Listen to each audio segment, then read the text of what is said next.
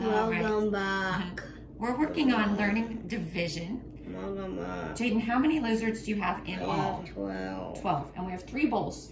So we're going to divide the 12 lizards evenly into 3 bowls.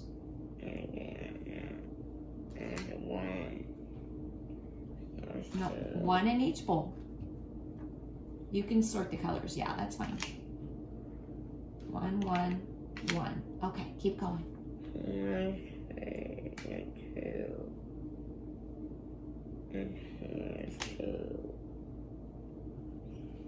and here is 2.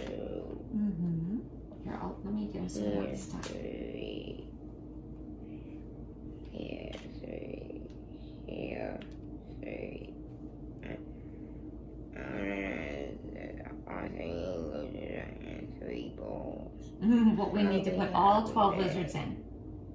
You like these separate because they look different, huh? Let's put 1 in each bowl. And then we'll be able to do them by color later.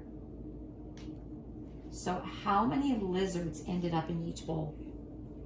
4. 4. So what is 12 divided by 3? 4. Exactly. Welcome, how are we?